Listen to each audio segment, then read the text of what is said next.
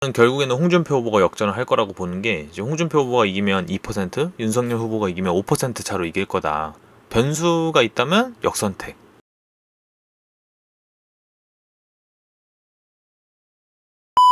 1월 5일 드디어 그 국민의힘 대선 후보가 정해져. 시기상 굉장히 좀 길었던 느낌인데 거의 지금 보면 윤석열, 홍준표 이 후보 두 명으로 좁혀진 것 같아. 분위기상은 좀 윤석열 후보가 실수를 계속해서 홍준표 후보가 조금씩 올라오는 느낌인데, 결국에는 나는 홍준표 후보가 역전을 한다고 보거든. 그 이유를 한번 세 가지 말해볼게. 첫 번째는 윤석열의 삽질이 불안감을 야기한다. 뭐 이건 다 알겠지만 최근 윤석열 후보가 굉장히 좀 이상한 말을 많이 했어. 뭐 전두환 옹호 발언부터 개사과까지 정말 좀 역대급 행동이었잖아. 나도 처음에는 윤석열 후보가 거의 5%, 좀 넓게 보면 10% 차로 거의 이길 거라고 봤는데 이런 요소들이 다 깎아먹는다는 거야. 근데 이게 뭐 실수를 해서 꼴 보기 싫다, 넌 안 된다 라기보다는 이게 국민의힘 지지자 입장에서 생각을 해보자는 거야. 결국에는 이재명 후보랑 붙어서 이겨야 되잖아. 근데 결국 선택은 리스크가 덜한 쪽을 선택할 수밖에 없다는 거지. 이재 의원 말대로 가면 최근에 윤석열 그 후보의 행동, 뭐 이렇게 발언 이런 것도 좀 문제지만 그런 캠프 쪽 대응이 너무 안 좋잖아. 개 사과 때 보면 그걸 무슨 옹호한다든지. 결국에는 저런 사람들이 있는 캠프, 그런 사람들한테 정권 후보를 맡길 수 없다라고 할 수 있다는 거야. 이제 그런 상황이라면 지난번 어쨌든 대선을 치러본 홍준표 후보가 차라리 나올 수 있다고 보는 거지.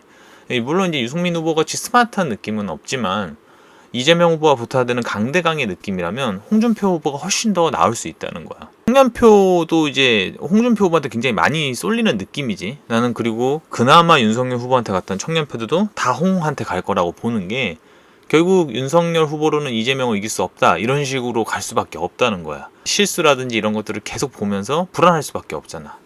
그 이준석 대표 취임할 때부터 좀 계속 들어왔잖아, 당원들이. 근데 이게 보니까 데이터적으로 5월 말부터 거의 9월 말 이 정도까지 국민의힘 입당한 신규 당원 26만 명 중에 2030 당원이 한 7만 명쯤 된다는 거야. 이제 그런 분들이 굉장히 변수인데 나는 결국 그 홍준표 후보한테 갈 수밖에 없다는 거야. 두 번째는 역선택 변수인데 이건 좀 조심스럽기도 하고 약간 추측도 들어가는데, 지난번에 민주당 경선 슈퍼위크 3차에서 이재명 후보가 이낙연 후보한테 62대 28로 졌잖아. 이게 사실 되게 해석이 안 됐다고 당시에도. 뭐 대장동 얘기를 하는 사람들이 있는데 그 전주에 있었던 2차 슈퍼위크에서는 거의 예전처럼 이재명이 이낙연 후보를 54대 33 뭐 이런 식으로 평소처럼 이겼단 말이야.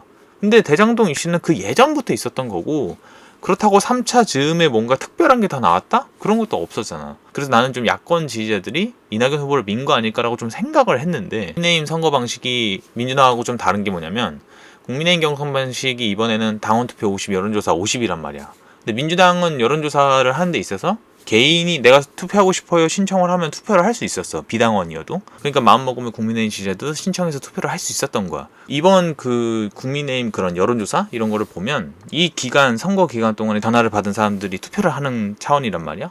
그러면은 이번 기간에 그 전화를 받은 민주당 성향의 지지자들이 누구한테 투표를 할까 이런 생각을 좀 해보면, 예전이면 뭐 다 홍을 찍어서 홍준표 후보 올라오겠다고 했지만 지금 또 상황이 다르단 말이야.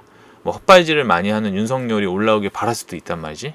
근데 그럼에도 불구하고 나는 홍준표 후보가 올라오는 게 상대 파트너로서 상대하기 쉽다 이렇게 판단할 것 같아. 내가 그런 민주당 성향의 지지자라면. 이 역선택 변수가 뭐 예전만큼은 아니지만 그래도 나는 어느 정도 홍준표 후보 득표에 영향을 줄 수 있다고 판단을 한다는 거야. 세 번째는 좀 망하는 캠프 공식인데, 그 선거 같은 거를 이제 경험하고 하다 보면 안 되는 캠프, 좀 망해가는 캠프의 공식이 하나 있는데, 그 홍보 기간 막판으로 가다 보면 갑자기 막 안 하던 행동을 하는 경우들이 있잖아. 이제 막 캠프 내에서 그런 이제 상대방이 좀 이상한 행동을 한다 그러면 저쪽 무슨 뭐 좀 조사해서 이상한 게 나왔던 거 아니야? 이런 식으로 막 우리들끼리 회의도 하고 그런 적도 있었단 말이야. 그런 관점에서 보면 최근에 홍준표 후보는 그냥 원래 하던 대로 쭉 한단 말이야. 뭐 좀 이렇게 공격적인 발언을 하기는 하지만 특별하게 뭐 이상할 거 없는 그런 경향성에 비춰보면.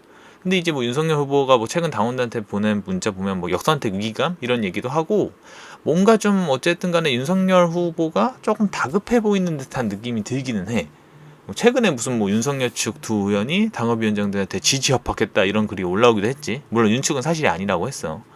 여튼 좀 선거 판세에 있어서 뭔가 무리수를 띄우는 쪽이 분위기가 되게 안 좋다 이런 말이 되게 많았거든. 좀 윤석열 후보 측이 조금 더 안 좋은 상황 아닐까라고 난 추측을 하고 있는 거지. 오늘 좀 종합적으로 말을 해봤는데, 선거는 기세라고 바람은 조직을 이길 수 없다라는 유명한 선거의 그 말이 있잖아. 그래서 나는 홍준표 후보가 역전을 할 거라고 보는 거지. 뭐 굳이 뭐 스코어는 한 2%, 3% 되게 아슬아슬하게 이길 거라고 보는 거고, 압도적으로 이기긴 좀 힘들다고 보는 거야. 오늘 또 영상도 한 줄로 정리하면 무야홍이 현실화가 될 것 같다.